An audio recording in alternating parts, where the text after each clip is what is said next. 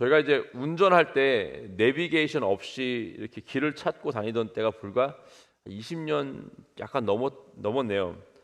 내비게이션이 이제 없던 시절에는 운전을 하면은 이 각 도시마다 그, 그 가스스테이션이나 아니면 웰컴 센터 같은 그 휴게소 같은 데 가면은 동네 이 지도가 다 있었습니다. 무료로 주는 지도가 있었어요.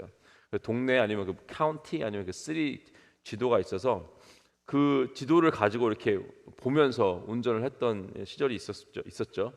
예. 그러면 이제 모르는 동네를 가면은 꼭 한두 번씩은 이제 길을 잃어요. 찾는 게 어려워서.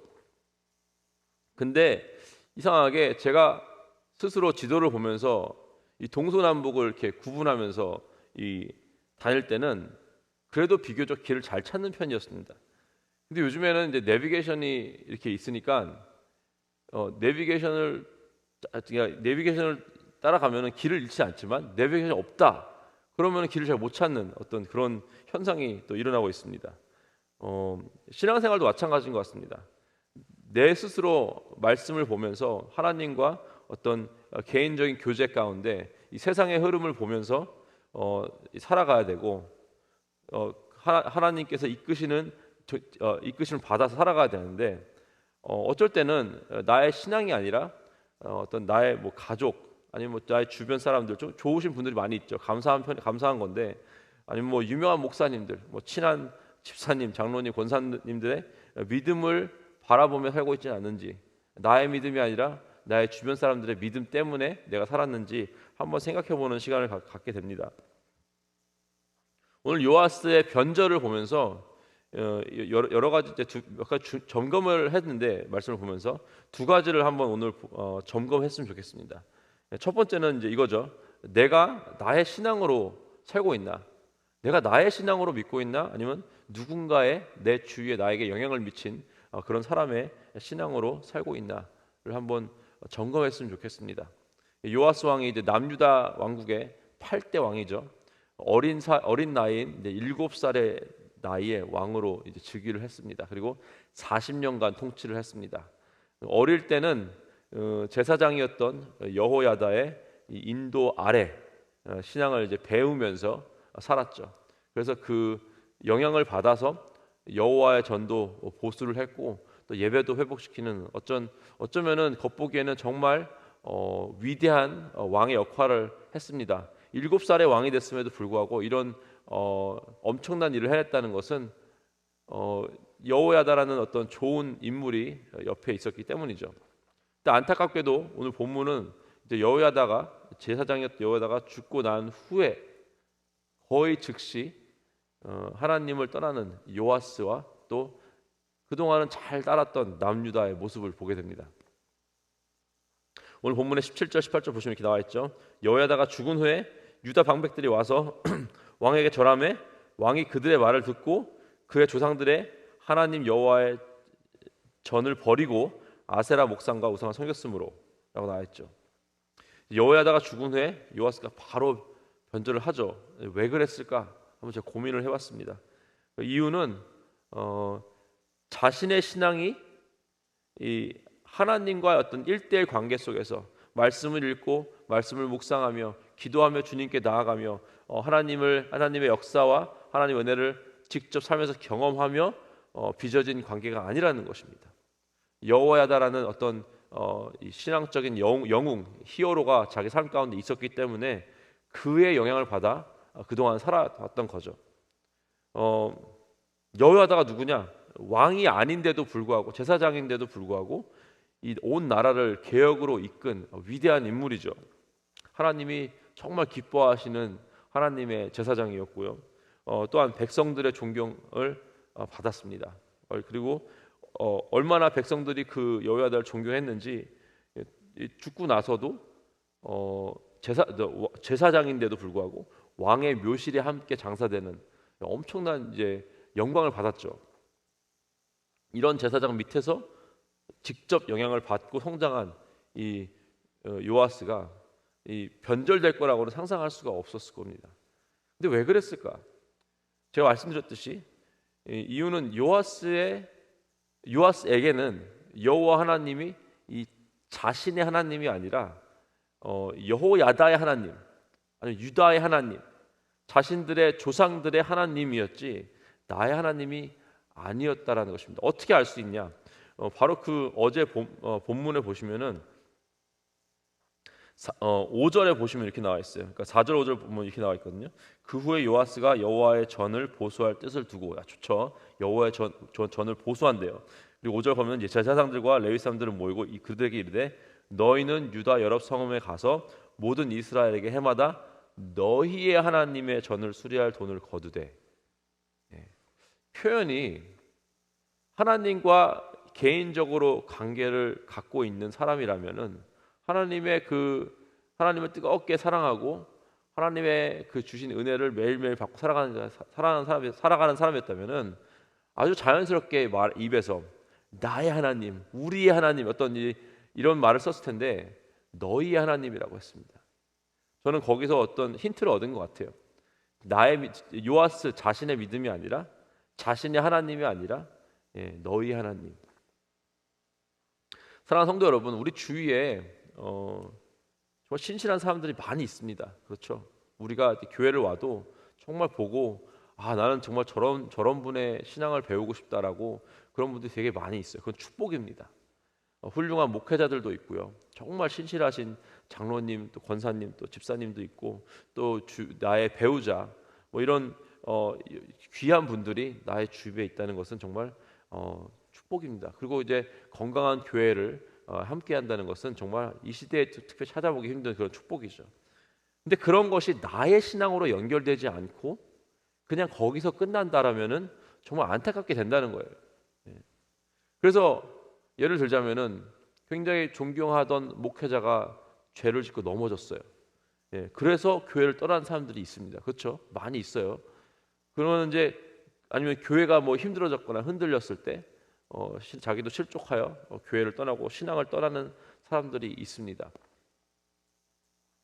아니면은 자녀들이 고등학교 때까지는 교회 잘 다니다가 고등학교를 졸업하고 난 후에 신앙생활을 안 하게 되는 이유도 다 똑같은 이유인 것 같아요. 자기의 믿음으로 살아왔던 것이 아니라 누군가의 타인의 믿음으로 살아왔던 겁니다.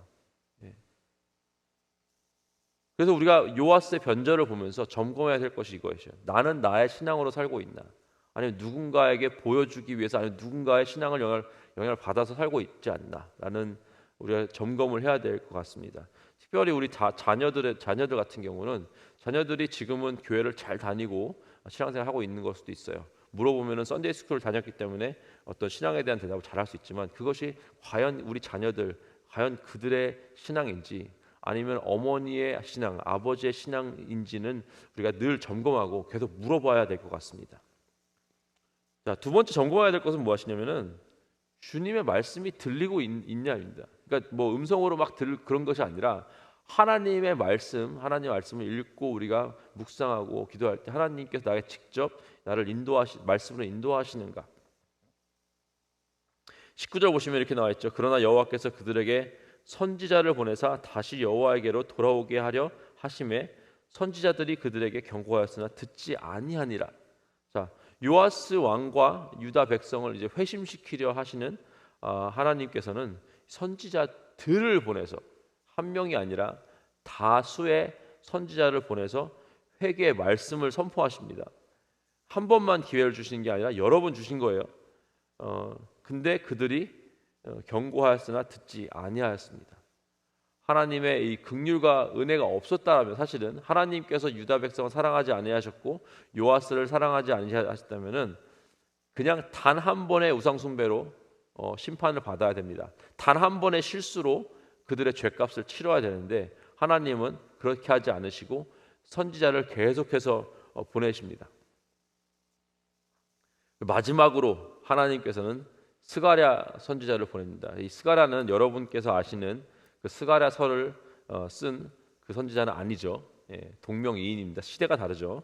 스가랴가 누구냐? 바로 요아스의 영적 아버지, 그리고 유다를 영적 회복으로 이끈 그리고 온 백성에게 존경을 받던 여호야다였습니다. 여호야다의 아들이에요. 심지어는 여호야다의 아들까지도 하나님께서 보내십니다.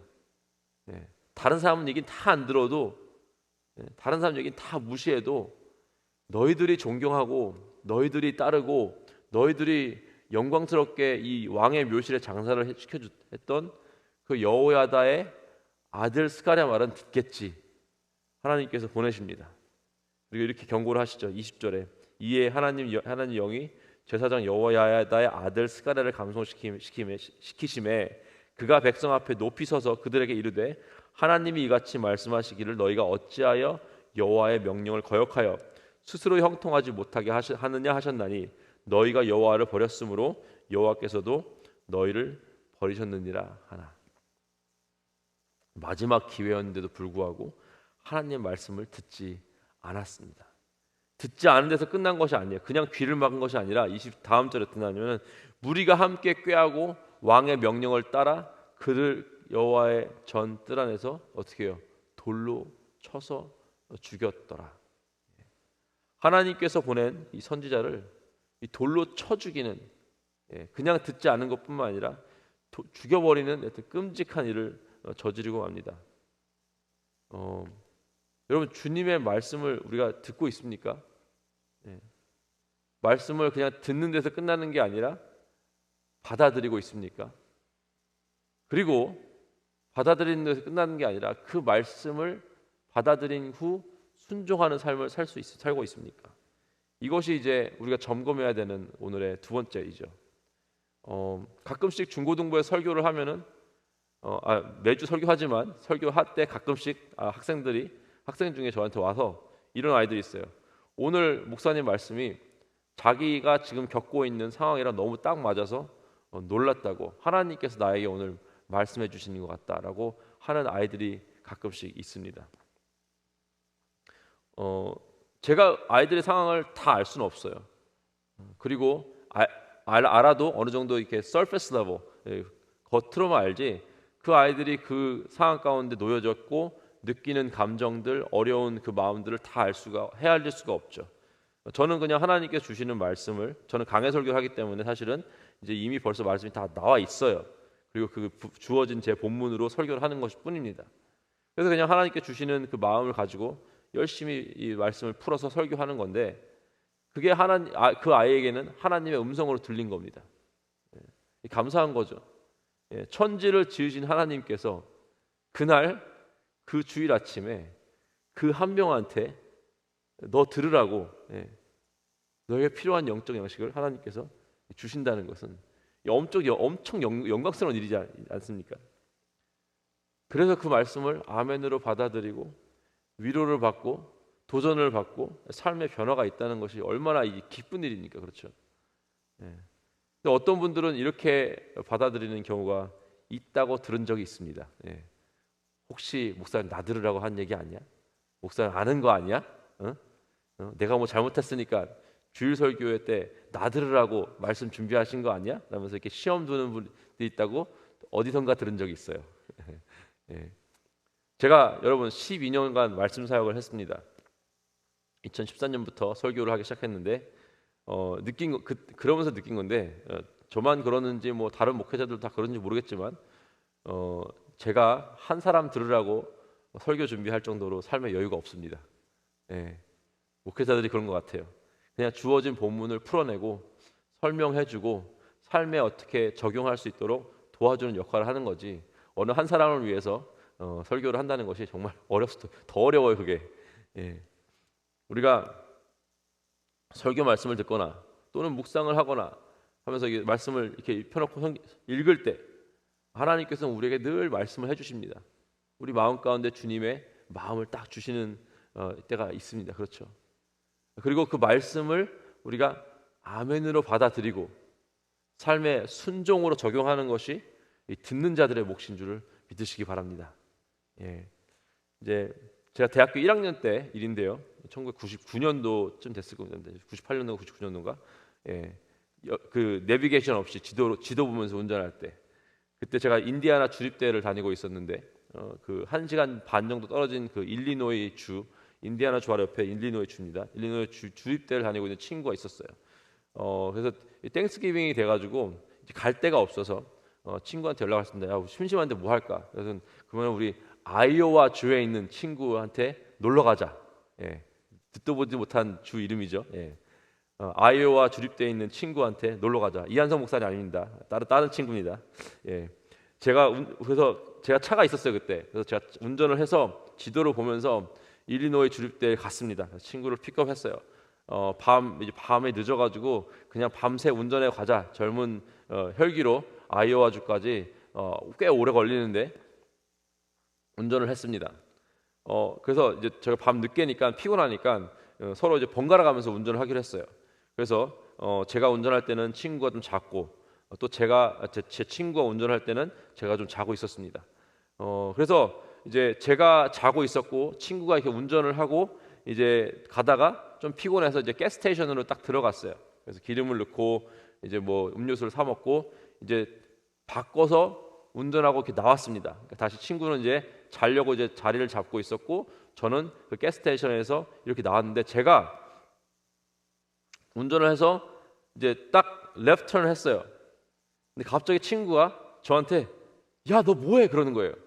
근데 왜? 그랬더니 야, 우리 다 죽어 이러는 거예요. 영화 대사 아닙니다. 진짜 그랬어요. 야, 우리 다 죽어 그랬어요.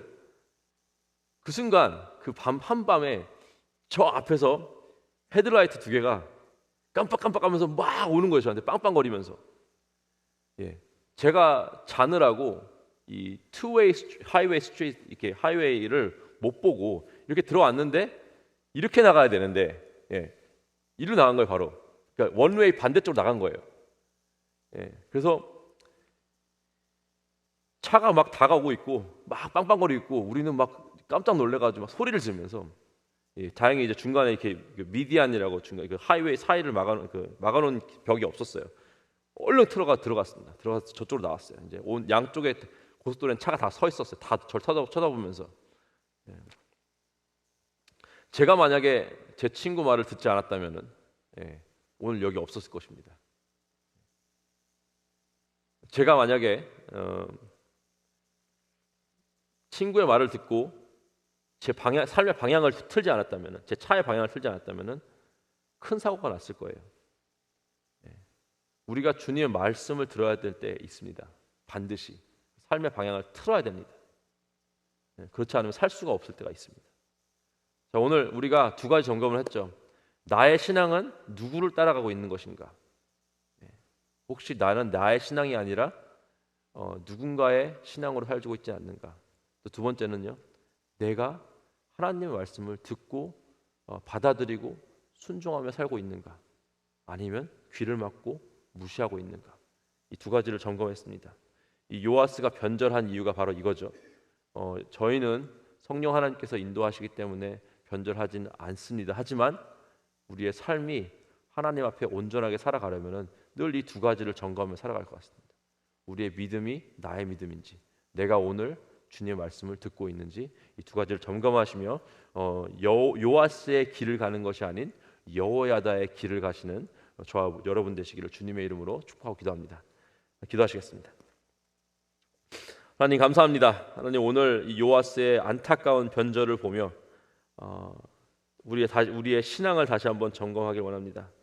우리가 우리의 신앙으로 살고 있는지 아니면 내 주위에 있는 누군가의 신앙으로 살고 있는지 점검하게 하시고 오늘 하루 나를 사랑하시는 하나님의 그 개인적인 교제 안에서 살아갈 수 있도록 하나님 인도하여 주시옵소서. 늘 새벽마다 또 우리가 매일 성경을 펼 때마다 또 하나님 또 우리가 말씀 묵상 가운데 주일 설교 가운데 금요 영성 예배 가운데 우리에게 끊임없이 말씀하시는 하나님의 음성 듣는 우리가 될 수 있도록 하나님 인도하여 주시옵시고 그 음성을 듣고 받아들이며 순종으로 하나님께 살아가는 우리가 될 수 있도록 하나님 인도하여 주시옵소서. 감사하며 우리 주 예수 그리스도의 이름으로 기도했습니다. 아멘. 하늘에